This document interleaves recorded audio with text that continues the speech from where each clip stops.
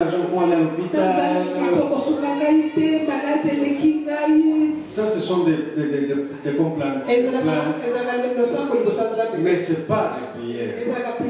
Les prières, c'est s'agenouiller et prier la gloire du Seigneur. Mais eux, ils s'étaient déjà découragés, ils ne priaient pas l'Éternel. Mais malgré ça, l'Éternel est venu. Il est venu le prendre lui-même. Alléluia. Amen. Il est venu le prendre lui-même. Il a dit, mais maintenant, pas ici. Et quand je vous donne le bonheur, je ne le donne pas à moitié. Et je le donne totalement. Alors je vais vous amener dans un pays où coule le lait et le miel. C'est-à-dire que c'est dans ce pays-là où vous aurez toute liberté de jouir du bonheur que je vous ai donné.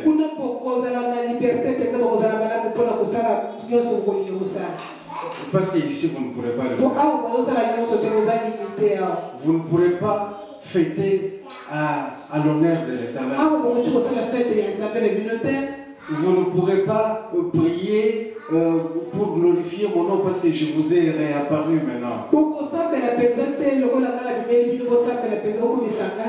Ce pays et les chefs de ce pays qui symbolisent Satan vont vous empêcher de le faire.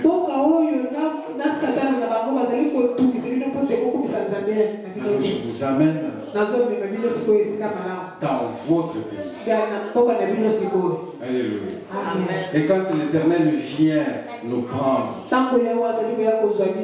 parce que toi et moi, nous étions en Égypte il y a quelque temps. Notre Égypte, c'est-à-dire que la vie des pécheurs que nous avions.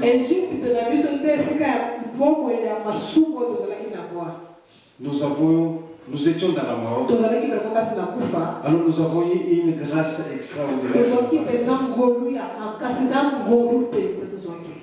Cette grâce, ça consiste en ce que nous n'avons pas cherché l'Éternel. Nous ne l'avons pas cherché, mais il est venu vers nous. Parce qu'il est Dieu compatif. Il est Dieu de miséricorde. Il est lui-même venu vers nous alors que nous, on ne les cherchait pas. Parce que nous, on ne savait pas comment on fait pour chercher l'Éternel.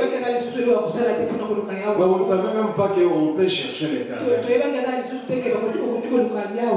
Nous étions dans la mort. Il est venu nous chercher pour nous amener dans la vie.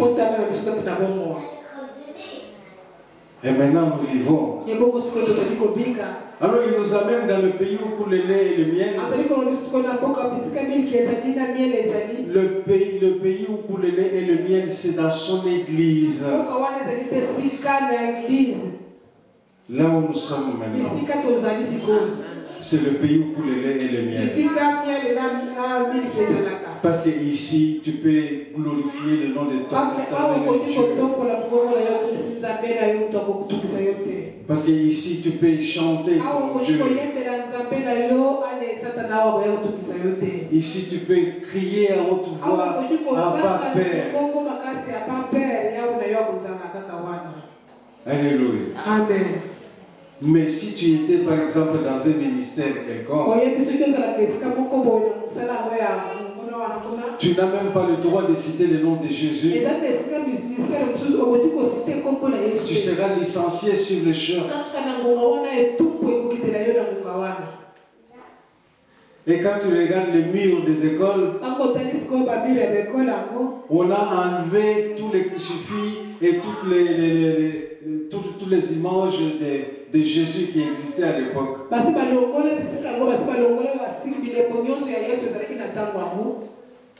Et quand tu regardes ton prof de religion, il est en train de se lamenter parce qu'on lui a dit qu'à partir de l'année prochaine, il n'y aura plus de cours de religion.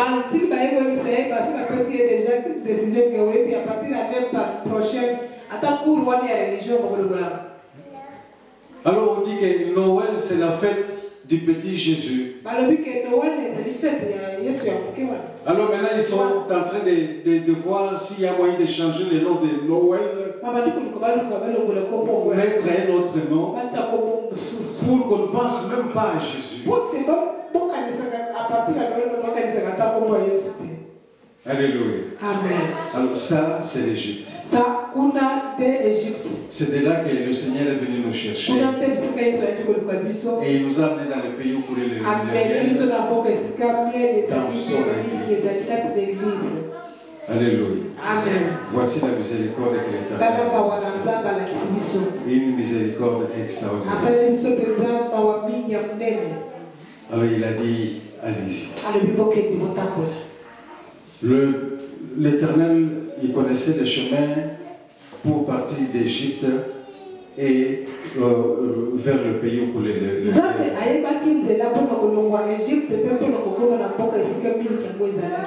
Il savait bien que ses enfants n'avaient pas de chevaux, n'avaient pas de moyens de transport adéquats parce qu'ils n'étaient pas déjà riches, ils étaient des pauvres.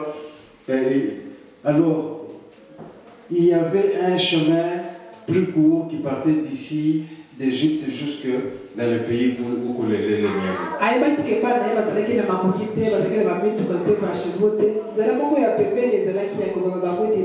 Mais il leur a montré ce chemin. Il leur a montré le chemin qui était plus long. Alléluia. Amen. Il leur a montré le chemin qui était plus long. Pourquoi?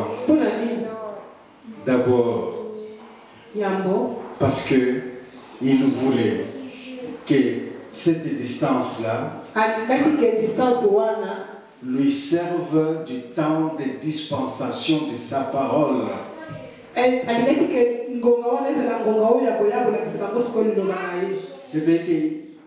qu'il se donne le temps de leur apprendre à connaître son nom, le nom de l'Éternel.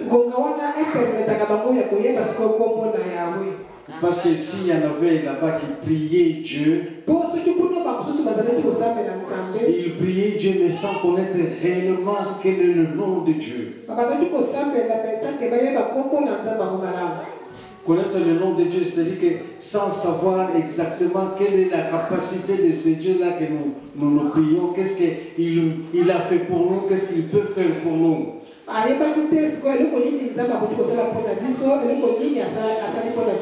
Et qu'est-ce que nous pouvons faire pour être conformes avec sa parole. Donc il priait là comme ça. Mais ici sur ce chemin, c'est pour qu'il ait le temps de nous donner ces dispensations. Alléluia. Amen. Et aussi pour montrer sa puissance. Parce que ce chemin était beaucoup plus compliqué que celui le plus court. Alors l'Éternel, quand il nous a amenés et il nous a sortis du monde pour nous amener dans son église, c'est pour nous donner le temps d'apprendre sa parole, de connaître réellement comment il s'appelle. Comment il s'appelle, c'est-à-dire de savoir exactement qu'est-ce que Dieu veut de moi. Et qu'est-ce que moi je peux faire pour créer un sourire sur les lèvres de l'Éternel. Et qu'est-ce que l'Éternel peut faire pour moi dans n'importe quelle situation. C'est ici que je vais l'apprendre. Parce que l'Éternel lui-même disait, mon peuple se met faute de connaissance. Alors quand tu restes à l'extérieur de l'église, tu n'apprends pas la parole de Dieu. Tu es dans l'ignorance de la parole de Dieu. Et tu meurs. Alléluia. Alors nous on prie, on dit, ô Éternel, voici le chemin que tu nous as donné, et c'est vraiment un chemin.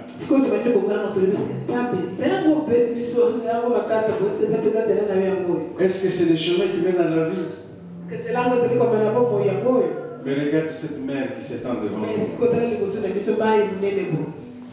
On plonge dans cette eau-là, on est mort, noyé. Nous regardons derrière, nous voyons Pharaon qui vient avec ses soldats. Derrière là, c'est la mort par l'épée qui vient. Devant nous, c'est la mort par noyade.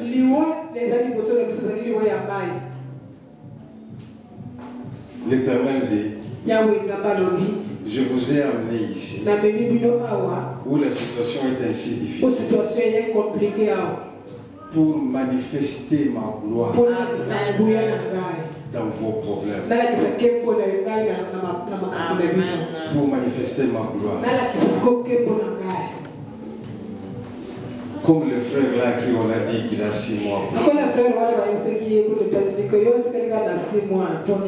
Mais lui il était en prière.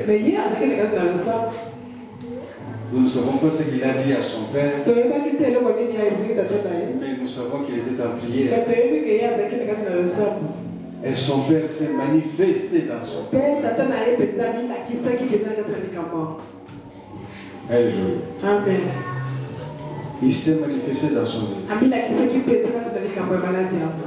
Cet homme-là qui était devant lui, qui était un scientifique, il connaissait le corps humain. Et quand il disait que tu as 6 mois à mourir, et c'était vrai. Parce qu'il connaissait le corps. Alors il avait vu que ce corps ne fera pas plus de 6 mois sur la terre. Mais ce qu'il ignorait, c'est que son patient avait un autre médecin.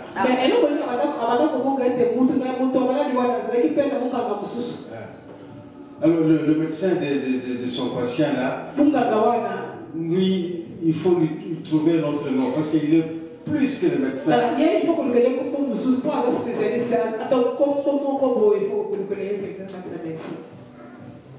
Alors nous avons des problèmes. Des problèmes de tout genre ici.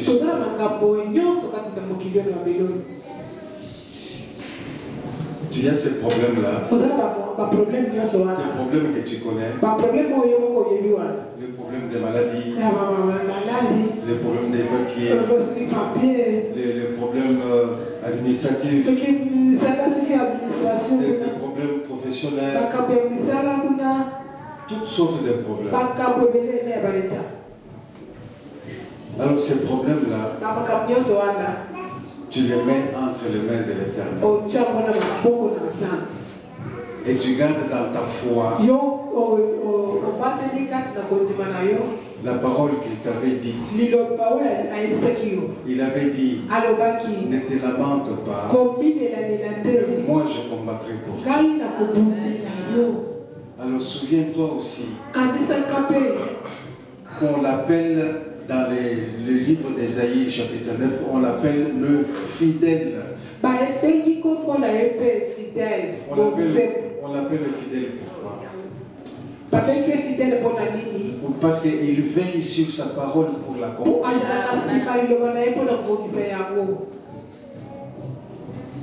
Alors chaque parole qui sort de sa bouche qui s'en va,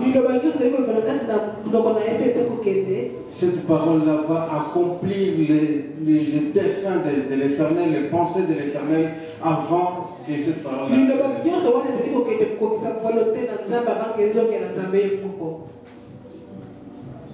Il a dit que tous ceux qui se confient à l'Éternel ne mourront pas. Voilà, je me souviens de ça. Je me confie en l'Éternel. Alors maintenant dans mon calendrier, je vois mourir, la mort, je pars. Ça n'existe pas dans mon calendrier. Je vois la vie éternelle.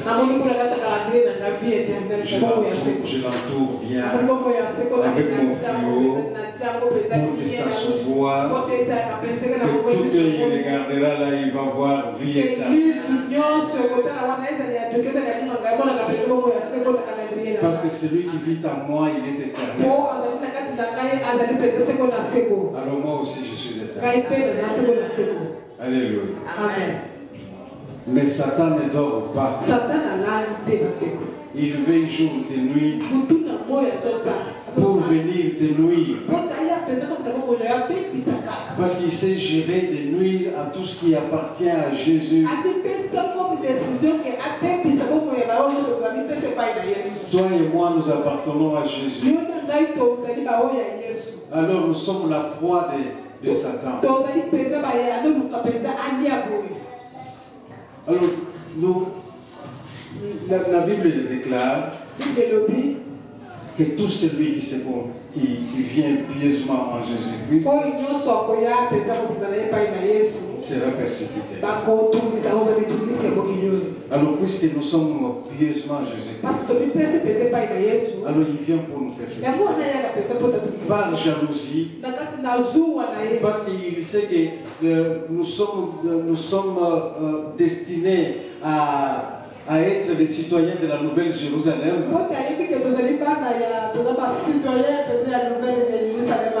Mais lui, il ne sera pas citoyen de la Nouvelle Jérusalem. Alors il dit, mais pourquoi eux, ils seront dans la joie et pas moi? Alors par jalousie, alors il vient maintenant nous tracasser. Alléluia. Alors le peuple d'Israël, après que Dieu les ait traversé la mer Rouge, et il regarde, et il voit des nations puissantes qui habitent sur le chemin, sur leur chemin.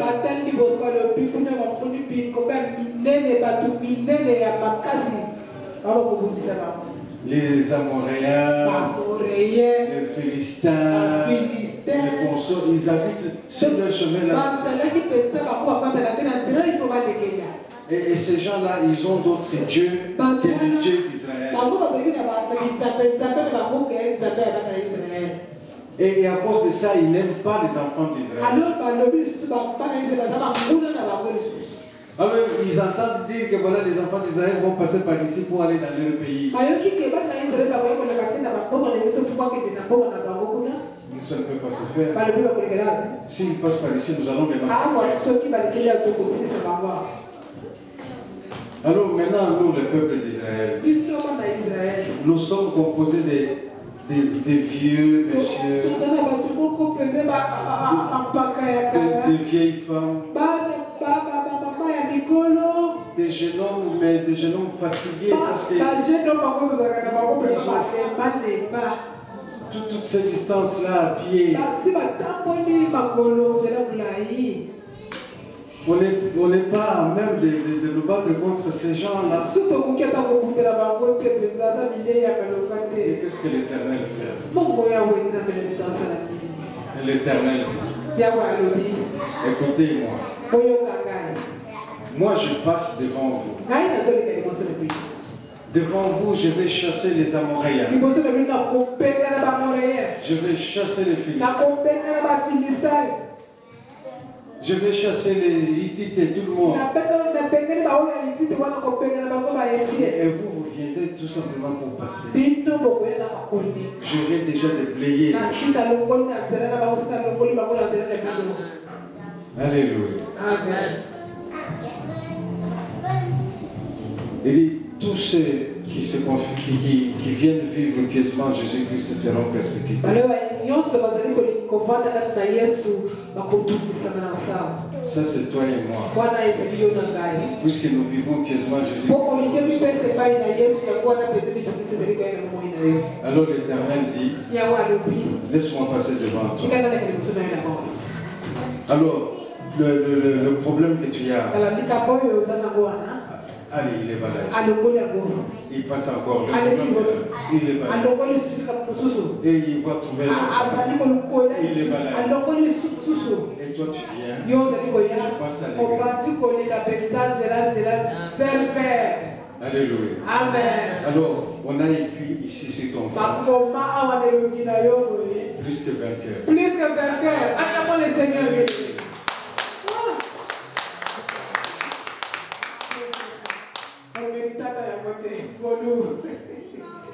Alléluia. Amen. Voici ce qui arrive à ceux qui se confient à l'Éternel. Tu vas aller de victoire en victoire.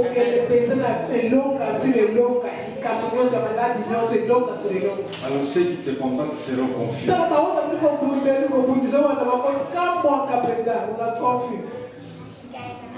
Alors on se lève, on dit, Seigneur, mais le pays que tu as réservé pour nous, le pays où coule le lait et le miel. Mais regarde, il est habité par les Cananéens.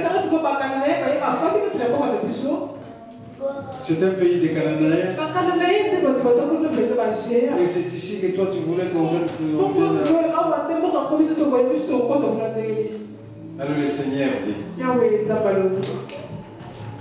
que tout concourt